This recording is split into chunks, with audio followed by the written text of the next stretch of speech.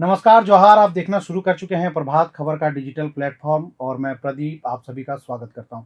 दोस्तों, जब जब झारखंड का चुनाव होता है चर्चा में रहता ही है, लेकिन जब झारखंड में राज्यसभा के चुनाव होते हैं तब झारखंड की चर्चा राष्ट्रीय फलक पर होने लगती है, क्योंकि इतिहास में कई ऐसे उदाहरण देखे गए हैं जिसके कारण झारखंड का राज्यसभा चुनाव पूरे देश में चर्चा में आ जाता है। और अब फिर से झारखंड में 2 सीटों के लिए राज्यसभा के चुनाव होने जा रहे हैं। एक सीट दिवंगत शिबू सोरेन के निधन होने के बाद खाली हुई है, तो दूसरी सीट पर बीजेपी के दीपक प्रकाश जिनका कार्यकाल खत्म हो रहा है, उसके बाद इन दोनों सीटों पर चुनाव हो रहे हैं और आज नॉमिनेशन की प्रक्रिया पूरी कर ली गई। और इस खास चर्चा में हमारे साथ 2 मेहमान भी मौजूद हैं। प्रभात खबर के bureau chief Anand Mohan sir, आपका बहुत बहुत स्वागत है। और हमारे सहयोगी अरविंद सिंह भी हमारे साथ मौजूद है। आनंद सर, आपसे ही शुरुआत करते हैं कि सर, जब झारखंड में खासकर राज्यसभा के चुनाव हो जाते हैं तो राष्ट्रीय फलक पर चर्चा होने लगती है, कई उदाहरण भी देखे गए सर, लेकिन आज जो सर प्रक्रिया हुआ उस पर बता दीजिए। नाथवानी जी आ गए हैं, कांग्रेस ने भी प्रत्याशी दे दिया है, जेएमएम एक तरह से दलित चेहरे को लेकर के सामने आ गई है, पूरा एक प्रकरण समझाते हैं सर, फिर इस चर्चा को आगे बढ़ाते हैं।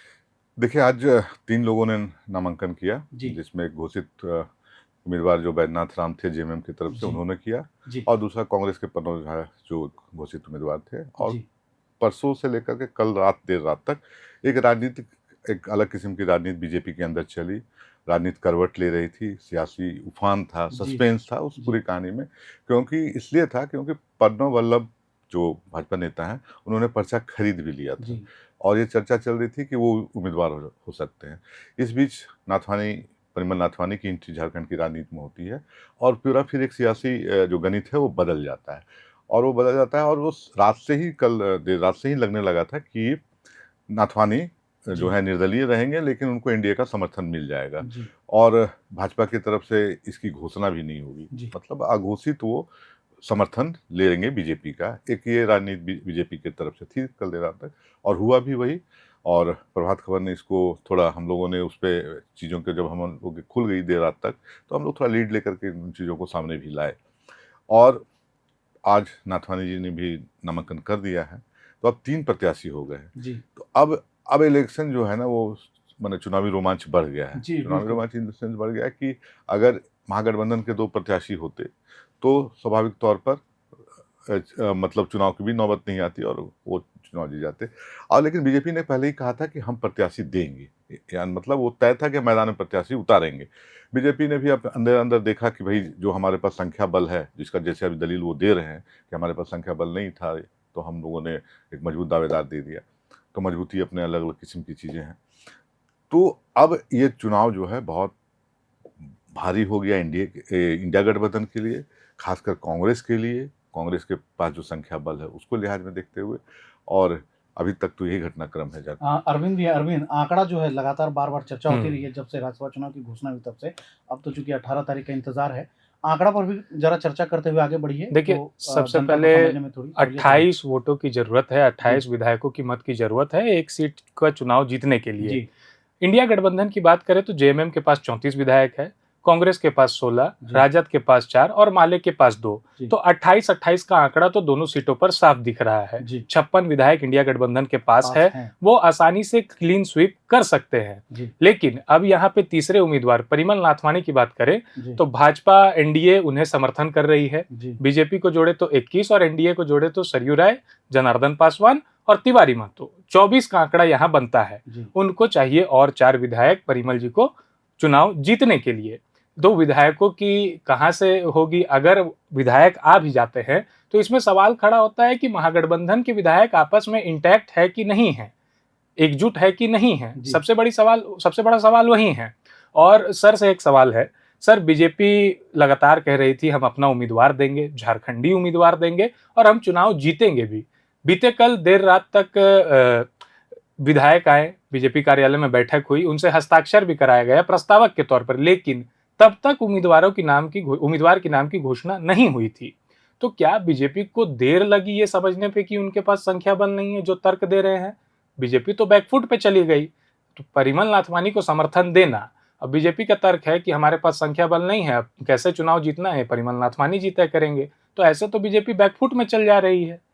देखिए, सवाल आपका अच्छा है, लेकिन मैं इसमें एक चीज़ बताऊं कि एक जो भाजपा का लाइन जो इससे पहले सूबा में लिया गया कि उनका साफ करना था कि हमको कांग्रेस मुक्त भारत बनाना है। तो मुक्त बनाना है मतलब कि एक सीट भी हमको कांग्रेस को नहीं जीतने देना है। तो भाजपा के थीम लाइन में यही है और थीम टैंक में भी यही है। गौरव वल्लभ अगर मैदान में होते तो शायद भाजपा वो गोल नहीं कर पाती। अब नाथवानी 2 बार के यहाँ के सांसद रहे हैं, 2008 में जीता था, 2014 में उन्होंने जीता था। उनकी पैठ पक्ष विपक्ष दोनों में है और अच्छे संबंध भी हैं विधायकों से, व्यक्तिगत रूप से। तो 12 साल उन्होंने झारखंड में गुजारा है। दूसरी बात है कि भाजपा के बैनर पे नहीं है, तो भाजपा के बैनर पर नहीं है तो अब वो निर्दलीय चुनाव लड़ रहे हैं। तो भाजपा को सपोर्ट कर, भाजपा ने उनको एक 24 का रनअप स्टार्ट दे दिया है। अब उनको 4 ही की जरूरत है, तो बतौर निर्दलीय वो 4 जुगाड़ ले। अब जो भाजपा को मैसेज देना है कि हमने कांग्रेस को रोक दिया। तो इस स्ट्रेटेजी से भाजपा ने मैंने अपनी जो चीजें हैं उसको बदली है। और गौरव वल्लभ शुरुआती दौर में जब एकदम नो डाउट आपका कहना सही है कि वो उम्मीदवार थे, और चूंकि पर्चा कोई आदमी बिना पार्टी के सिग्नल का नहीं खरीदा होगा तो वो पर्चे भी खरीदे गए। लेकिन जिस तरह से ढंग से बाद में इंटैक्ट होना इंडिया गठबंधन शुरू हुआ, चूंकि इनको शुरू में लग रहा था कि मतलब कुछ बातें बिगड़ेगी, लेकिन हेमंत सोरेन ने भी उसमें उन चीज़ों पर किया। फिर भूपेश बघेल आए तो चीज़ें दुरुस्त हुई, महागठबंधन की बैठक हुई, तो महागठबंधन ने भी एक मैसेज दे दिया कि हम इंटैक्ट हैं। तो उसके बाद बीजेपी ने इस स्ट्रेटेजी को चेंज किया। अगर सर महागठबंधन ये दोनों सीट जीतती है तो नो डाउट महागठबंधन में इंटैक्ट है, सभी के सब विधायक एकजुट हैं। अगर परिमल नाथवानी जीत जाते हैं तो इसमें परीक्षा सबसे ज्यादा किसकी है? इसमें बेशक कांग्रेस की परीक्षा है। कांग्रेस की परीक्षा इसलिए है कि हेमंत सोरेन ने 2 बातें पहले कह दी है। एक तो कहा कि आप हमसे बिना पूछे चुनाव में प्रत्याशी उतार दिए, ठीक, और प्रत्याशी पर भी कांग्रेस के अंदर भी आपत्ति थी लोगों को। तो लेकिन एक चीज है कांग्रेस ने जो किया है, कांग्रेस ने एक ऐसा प्रत्याशी दिया है जो इनके विधायकों को भी का भी एक टेस्ट है और गठबंधन का भी टेस्ट है। एक ऐसा प्रत्याशी जो सीधे खड़गे से जुड़ा है, जो उनका राजनीतिक सलाहकार रहा है, जो केंद्र में उनकी नुमाइंदगी करता है। यहाँ प्रणव झा को दरकिनार करना मतलब खड़गे जी को दरकिनार करना। तो अब ये एक किस्म से विधायकों को बांधने के लिए एक मजबूत कैंडिडेट, गठबंधन की परीक्षा के लिए कांग्रेस का मजबूत कैंडिडेट। तो ये चीजें दिख रही है। लेकिन अब क्या है, झारखंड के जो राजनीतिक हम लोगों ने देखा है, उसमें प्रत्याशी का जो अपना उसकी जो पकड़ है, उसकी जो अपनी पकड़ है, उसका अपना प्रयास है। प्रयास किस तरह के हैं, तो वो जो अपने प्रयास है, उन प्रयासों में वो कितना मजबूत उतरता है, वो सवाल है। दूसरा सवाल आप एक ये है कि आपने जो सीट का जिक्र किया कि 28, 56 हो गए और दोनों अगर हो गया तो सीटें निकल जाएगी। इसमें खतरा कहाँ है मैं बता रहा हूँ। खतरा ये है कि जेएमएम के पास 34 है। अगर वो 28 कास्ट करता है अपना पहला बैनाथ को, तो 6 बचा और आपके इधर 22 हैं, 16 4 तो 2 22 है, तो 6 चला 28। संकट ये है कि एक वोट भी अगर इनवैलिड हुआ तो खुद जेएमएम फंस जाएगा, या कोई एब्सेंट हो जाता है। हाँ, एब्सेंट होगा तो वोट का तो परसेंटेज घटेगा। लेकिन अगर इनवैलिड हुआ, किसी ने क्रॉस किया, हम लोगों ने देखा है, जेएमएम उस समय फंस जाएगी, उनका उम्मीदवार नहीं जीत पाएगा। तो वो हमेशा वोट जो है जेएमएम 1-2 एक्स्ट्रा वोट हर हाल में, मतलब 30-32 के आसपास अपने उम्मीदवार को कास्ट करेगा। अरविंद, एक छोटा सा सवाल आपसे लेकर भी आगे बढ़ना चाहेंगे कि जैसे हर पार्टी ने कहा था कि हम झारखंडी उम्मीदवार देंगे, लेकिन यहाँ अगर देखा जाए तो सिर्फ नाथवानी जी का जुड़ाव झारखंड से है, लेकिन वो यहाँ के मतलब नहीं है। प्रणव झा के अगर टेक्निकली देखें तो वो झारखंड के, उनके परिवार अभी भी वहाँ बोकारो में रह रहा है, और बैद्यनाथ राम तो यहाँ के विधायक मंत्री भी रह चुके हैं। अब ऐसे में एक सवाल ये भी आता है कि बैद्यनाथ राम चूंकि जिस कम्युनिटी से आते हैं, शेड्यूल्ड कास्ट कम्युनिटी से, और जिस क्षेत्र से आते हैं वो क्षेत्र पलामू प्रमंडल पड़ता है, तो क्या जेएमएम की नजर आने वाले लोकसभा चुनाव इस तरीके की चीजों पर भी है? और यही सवाल आपके जवाब के बाद आनंद सर आपसे भी एक कमेंट के तौर पर लेना चाहेंगे सर। देखिए, मैं इस पूरे अब तक की जो राज्यसभा की चीजें राजनीतिक तौर पर आई है, उसमें मैं सबसे गेम प्लेयर मान रहा हूँ जेएमएम को, और विन विन पोजीशन में मान रहा हूँ। 2 तरह की चीजें थी। एक था जेएमएम पर ये सवाल हो रहा था कि दिवंगत शिबू सोरेन का की ये सीट थी, बहुत महती सीट थी, बहुत इंपॉर्टेंट सीट थी, एक पहचान वाली सीट थी, और उस सीट को जेएमएम किस स्ट्रेटेजी पर ले जाता है। अगर जेएमएम ने इसको पहले परिवारवाद से दूर रखा सीट को, उसके बाद जेएमएम ने एक किस्म का जवाब अपने गठबंधन के साथियों को भी दिया, और बाहर के का मैसेजिंग भी है, एक दलित चेहरा को उसने आगे किया। दूसरा, आप जेएमएम का जो विस्तार देखेंगे वो संथाल कोल्हान में है, पलामू में अपेक्षाकृत कम है। और अगर अब अगर फलना और पसरना है जेएमएम को तो पलामू बसता है एक इलाका। तो उस इलाके से एक कदावर नेता को दिया, 3 बार के विधायक रहे हैं बैद्यनाथ राम, दलित चेहरा है। और कांग्रेस और राजद के लिए अब ये के लिए भी उन्होंने एक चुनौती खड़ी कर दी कि चूंकि वो राजद का बेल्ट रहा, हाँ, कांग्रेस में राधा किशोर जैसे नेता हैं, तो अब एक ब्रेक अपने सहयोगियों के लिए भी एक नया चेहरा देकर के उन्होंने लगाया। तो एक तीर से दो निशान किया है जेएमएम। तो क्या जेएमएम सर अकेले स्टैंड होना चाह रही है पूरे झारखंड में आने वाले समय में, ऐसा कह सकते हैं? स्वाभाविक तौर पर 34 विधायक जिसके पास हो आज की तारीख में, आज आप देख लीजिए आज जो सीन है उस सीन में आप ये है कि अगर कांग्रेस बाहर भी हो जाए इस अलायंस से तो 2 4 10 और इनको जुगाड़ करके बना करके सरकार चलाने की स्थिति में। 34 सीट ये सर्वाधिक सबसे बेहतरीन प्रदर्शन है पूरे जेएमएम के कार्यकाल का। जब से जेएमएम बनी है तब से जेएमएम का ये सबसे बेहतरीन कभी नहीं आई। तो 34, तो अब पार्टी को ग्रोथ ही करना है, कोई भी पार्टी चाहिए कि हम अपने दम पर सरकार बनाए। तो अब इस ग्रोथ का स्कोप कहाँ है, किन किन इलाकों में हम जा सकते हैं? संथाल में आप ऑप्टिमम लेवल पर है, हाँ, कुल्हान में आप एकदम ऑप्टिमम लेवल पर है। अब आपकी सीटें बच रही है पलामू में आपका राजनीतिक समीकरण ट्राइबल और उस हिसाब से था नहीं, तो अब वहां पर अगर आप दलित चेहरा दे रहे हैं इसका मतलब कि आप एक दलित नेता खड़ा कर रहे हैं अपने पार्टी के इनबॉक्स में, तो आपको आने वाले समय में एक बड़ा लाभ मिलेगा। तो दूरगामी सोच है। हेमंत सोरेन का सबसे मास्टर स्ट्रोक रहा इस विधानसभा चुनाव में, उन्होंने सारे अटकलों को निर्मूल साबित किया और उन्होंने बताया कि एक पॉलिटिकल मेच्योर्ड पार्टी जेएमएम किस तरह से है, और खास करके अपने घटक दलों को, भाजपा को का मैसेजिंग से ज्यादा अपने घटक दलों का था। और इस चुनाव में, राज्यसभा चुनाव में थोड़ा धमका के, थोड़ा आंख दिखा के अपने जो सहयोगी हैं उनको भी चेक एंड बैलेंस किया। मतलब जिस तरह से चीजें हुई 2 दिन तक महागठबंधन 2 उम्मीदवार देने तक की बात आ गई। तो ये सारी चीजें तो दिखी इस बार। तो सर, नाथवानी जब चुनाव लड़ रहे हैं झारखंड से, तो क्या ये बीजेपी का भी एक प्लान है 29 को लेकर कि आप अगर जीत जाइए महागठबंधन में, कम से कम एक मैसेज दे दीजिए कि कांग्रेस इंटैक्ट नहीं है, या राजद मान लीजिए जेएमएम एक दूसरे में इंटैक्ट नहीं है, तो आने वाला रास्ता जो है उनके लिए भी थोड़ा क्लियर होता नजर आएगा? देखिए, एक तो सवाल ये है कि जो चुनाव लड़ रहा है, देखिए कांग्रेस के अंदर एक मैसेज था। कांग्रेस की जो बैठक हुई, जो महागठबंधन दल की बैठक हुई, तो हम लोगों ने जो बात किया नेताओं से, तो पहले लग रहा था कि महागठबंधन की ज्वाइंट बैठक नहीं हो पाएगी, लेकिन कांग्रेस का प्रयास हुआ और लोगों ने सीएम को मैसेज भी किया कि आप 56 विधायकों के नेता हैं, 34 विधायक के नेता नहीं हैं, आपको बैठना चाहिए और हमारे लिए भी प्रयास करना चाहिए, एक मैसेज होना। लेकिन स्वाभाविक तौर पर मैं बताऊं कि जवाबदेही ना अब कांग्रेस की है सीट को निकालने। हेमंत सोरेन के पास जो विधायक वही दे पाएंगे ना, वो उससे ज्यादा तो वो दे नहीं पाएंगे। और अलायंस में है, अब टूटना, बिखरना, इधर उधर हो जाना, सारा किसको रोकना है? सारा कांग्रेस को रोकना है, और उनके जो घटक दल है उनको रोकना है, खास करके राजद को रोकना है, लेफ्ट पार्टियों को रोकना है।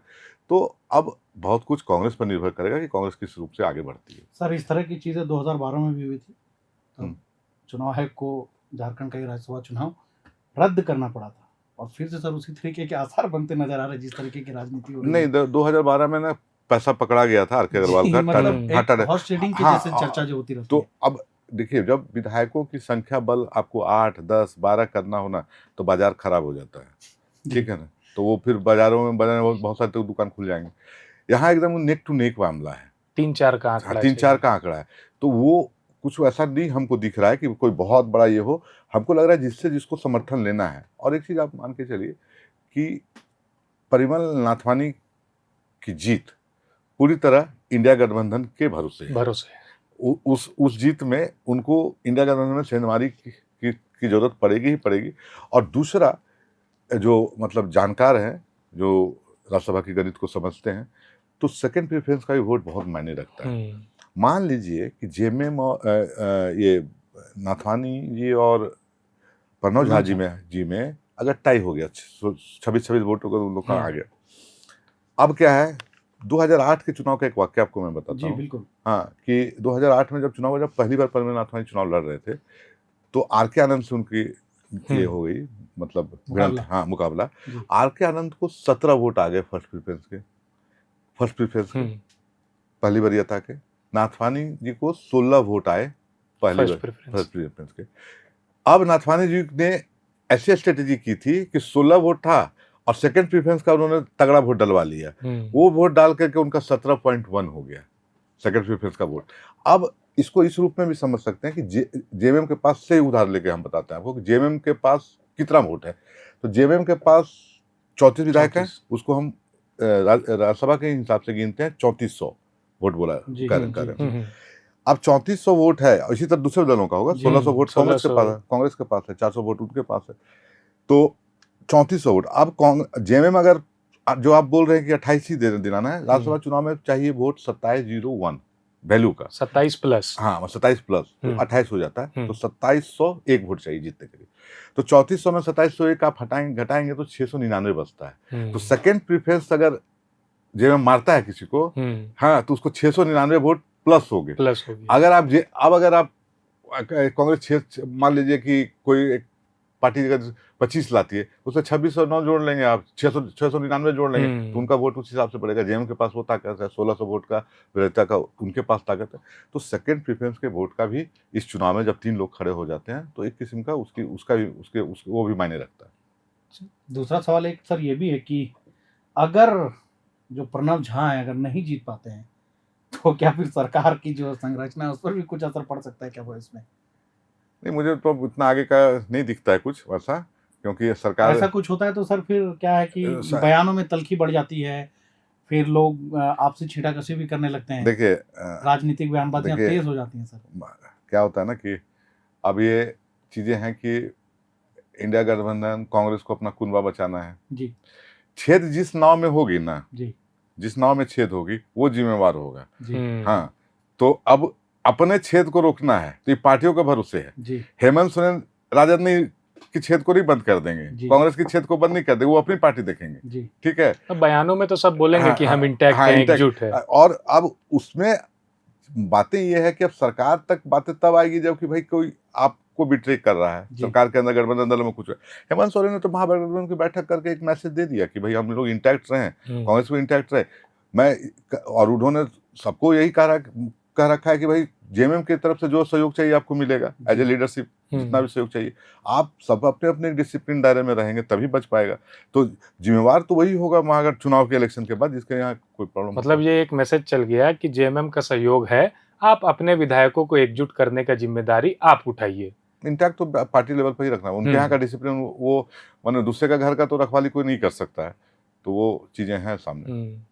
खैर, ऊंट किस करवट बैठेगा ये तो 18 जून को पता चलेगा। और आपने विस्तार से पूरी चर्चा प्रभात खबर में सुनी कि हालांकि इस चुनाव में आम जनता की भागीदारी नहीं होती है, लेकिन झारखंड की इन 2 सीटों पर हो रहे राज्यसभा के चुनाव काफी दिलचस्प हो चुके हैं और जो कहते हैं कि राजनीतिक रोमांच अपने आप में चरम पर पहुंच चुका है। और इसका नतीजा क्या होगा इसके लिए 18 जून का आपके साथ साथ हमें भी इंतजार है। और हम सभी को दीजिए इजाजत। आनंद मोहन सर, आप हमारे साथ जुड़े इसके लिए आपका बहुत बहुत धन्यवाद। अरविंद, आप हमारे साथ जुड़े इसके लिए बहुत बहुत धन्यवाद। कैमरे के पीछे थे कपिल मुंडा और मैं प्रदीप मोहता, आप सभी को एक बार फिर से जोहार करता हूँ। प्रभातखबर.com, विश्वास वही, रफ्तार नहीं।